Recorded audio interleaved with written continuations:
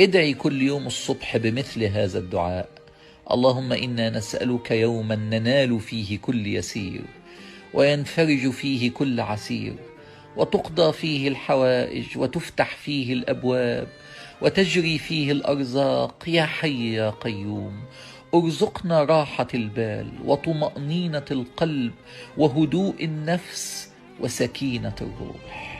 السلام عليكم ورحمة الله وبركاته. ازيكم حبايب قلب؟ عاملين ايه؟ يا رب تكونوا بخير. يا صباح الفل، ويا صباح الهنا، ويا صباح السعادة، ويا صباح التفاؤل على حبايبي في كل مكان، او يا مساء الفل، او يا مساء الهنا، او يا مساء السعادة، حسب ما بتشوف الفيديو بتاعي في كل مكان. ازيكم حبايب قلب؟ عاملين ايه؟ وحشوني جدا جدا من اخر الفيديو كنت بقدمه معاكم. ان شاء الله جاي لكم النهارده بروتين جديد وروتين حلو وروتين قوي ان شاء الله كده في المطبخ، وهنحضر الغدا كده مع بعض. بس قبل ما نبدأ الفيديو بتاعنا نصلي على الرسول عليه الصلاة والسلام. اللهم صل وسلم وبارك على سيدنا محمد وعلى آله وصحبه أجمعين.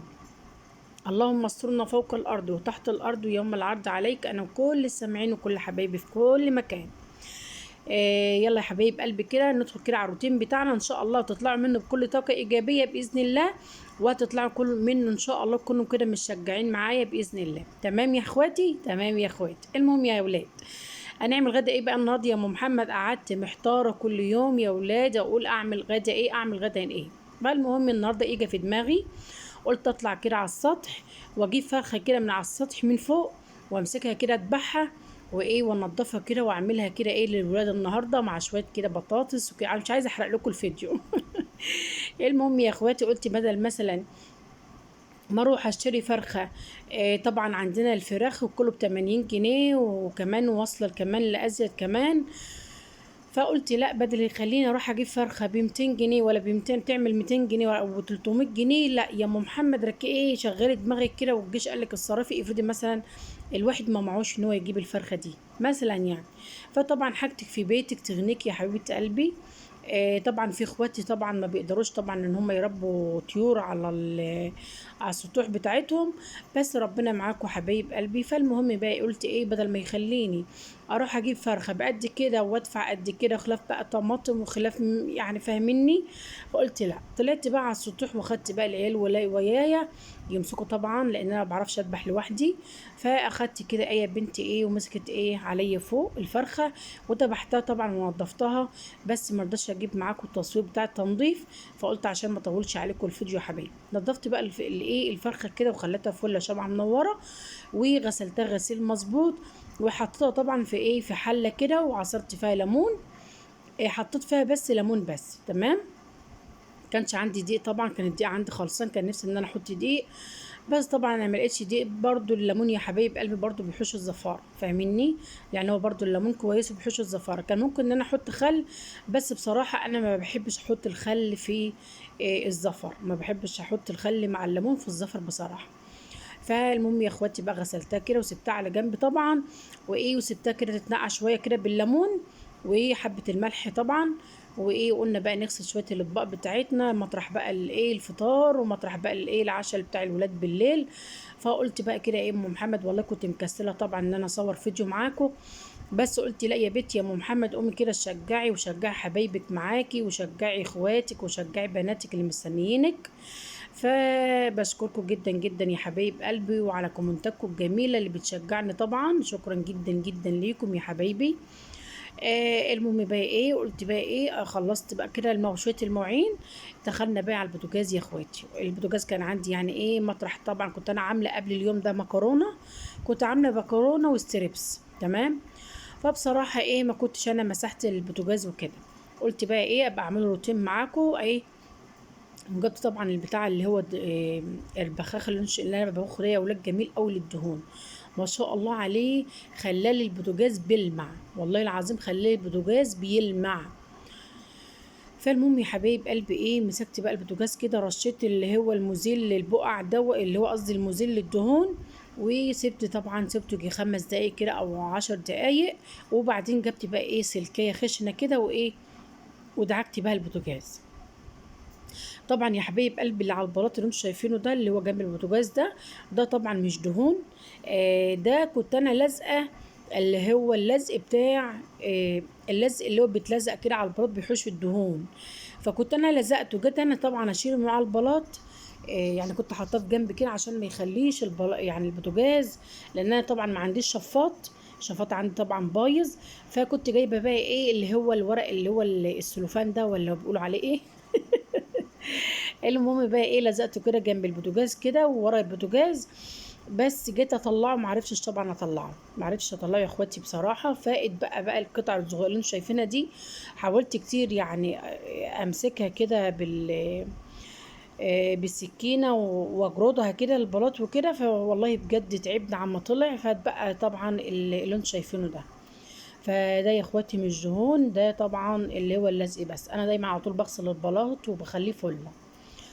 فالمهم بقى يا اخواتي مسحنا البوتاجاز بتاعنا وخلينا شمعة منورة قبل ما نطبخ. النهارده بقى نجيب الفرخة بتاعتنا اللي احنا نقعينها بقى بايه، بالليمون والملح. جبت طبعا كده حله على البوتاجاز، سبت حطيتها كده على النار، سبتها تسخن شويه، وبعدين نزلت بالفرخه يا حبايبي. سبت الفرخه طبعا غطيت عليها شويه، وسبتها طبعا لما تتعمل على الناحيتين. وبعدين فتحت الحله، حطيت 3 بصلات. البصل ما بيكون كتير في الشوربه يا اخواتي بيسكر الشوربه، البصل بالذات بيسكر ايه الشوربه معانا. فطبعا حطيت بصل، حطيت حبهان، حطيت ورق لورا، حطيت طماطم، حطيت حبة فلفل اسمر. وبعدين سبتها كده تتبخر مع البصل وتطلع ريحة حلوة كده. وبعدين نزلت طبعا بالمية بتاعتي. طبعا انا عندي اللي هو السخان برضو بتاعي اللي هو بتاع تسخين المية ده بايظ، فنتصرف يا ولاد نتصرف. فالمهم يا اخواتي بقى ايه قلت انقلها بقى كده على، كانت الحلة معصلجة معايا. كل ما اتاخرها تقوم رايحة ايه شايلة الكوشة اللي جنبها. فحطيتها طبعا كده على عين تانية، وجبت حلة تانية بقى ايه قلنا نعمل شوية البطاطس. النهارده بقى ايه نعمل جنب الفرخه دي شويه بطاطس. وطبعا كان عندي مكرونه طبعا من امبارح كانت موجوده عندي، ولما صلى على النبي وايه وقلت اعمل جنبها حبه رز وايه وحبه البطاطس جنب الفرخه. نزلنا بقى ايه بحبه زيت، حبه زيت ايه قصدي نزلنا بمعلقتين زيت. وبعدين بشرنا البصله. وبعدين نزلنا بعد ما الزيت ما سخن معايا، نزلت طبعا بالبصله كده ايه سبتها يا بنات ايه تصفر شويه كده، سبتها تصفر ايه شويه كده. فنزلت بالبطاطس. جربوا الطريقه بتاعتي ده هتعجبكم جدا، وهتبقى بصوا جميله ما شاء الله. اعتبروها كده ايه, إيه طبيخ ني في ني، يعني مش تسبيكات او يعني التسبيك بقى وكده بيتعب طبعا. فانا قلت ايه اعملها كده ايه ني في ني. بس بصراحه كانت خطيره والله العظيم يا بنات كانت خطيره. حطيت بقى الطماطم بعد ما قلبت البصل بالبطاطس. نزلت بالطماطم ونزلت بقى طبعا بالتوابل بتاعتي 7 بهارات، كمون، فلفل اسمر، وايه وحبه الملح ونقطه سكر عشان تشيل الحموضه اللي في ايه اللي في الطماطم. طبعا دي البطاطس بعد ما خلصت. طبعا ده الرز كان لسه حطاه على النار طبعا. وشايفين بقى الفراخ، شايفين الشوربه البلدي يا ولاد، شايفين ما شاء الله ما شاء الله بألف هنا اللي اكل منها. وطبعا بقى ايه قلنا نغسل بقى ايه نروق. انا اغسل تاني معاكم المواعين اللي هي مطرح بقى ايه يا بنات، اللي هي مطرح بقى طبعا الطبيخ وكده عشان ما نسيبش طبعا مطبخنا في حاجه. فلازم نغسل كده وراء يعني اول باول كده يا بنات فاهمين، عشان طبعا الحاجه ايه تبقى انت خارجه من مطبخك يكون نظيف ويكون شمعة منور. طبعا بقى ده كان الشفشق الخلاط مطرح الطماطم، وكانت بقى الحله اللي مطرح الفراخ وكده يا بنات. مسكتهم بقى دعكتهم دعكه حلوه كده، وروقت عليهم كده وحطيتهم بقى في مكانهم، وروقت الحوض بتاعي. وطبعا كان فيديو بسيط وخفيف، يا رب كده يكون روتين خفيف عليكم. ما تنسوش يا حبايب قلب اللايك بتاعكم الجميل والاشتراك في القناه فضلا وليس امر يا اخواتي، وتشيروا الفيديو كده مع حبايبكم واصحابكم واخواتكم. وان شاء الله يا حبايب قلب هنعمل مع بعض روتينات جميله وحاجات حلوه ان شاء الله. بس عايزه منكم تدعموني واكبر بيكم باذن الله، وتكونوا طبعا عيلتي التانية يا اخواتي. المهم غسلت بقى شويه المواعين دول يا اخواتي وايه وحطيتهم طبعا في مكانهم. فبالله عليكم ما تنسوا برضو تنزلوا تصلوا على الرسول عليه الصلاه والسلام في الكومنتات. وبشكركم جدا جدا على دعمكم ليا، بجد بجد بشكركم جدا جدا. وطبعا ده كان غدانا النهارده. هتقولي لي يا ام محمد ما بتصوريش الاكل ليه يعني يكون كامل. طبعا انا ولادي كل واحد فيهم بيروح درس، فطبعا ممكن ايه تيجي قبل محمد بغديها، يرجع محمد برضو يجي بغديه، يرجع برضو هاني يجي من درسه بغديه.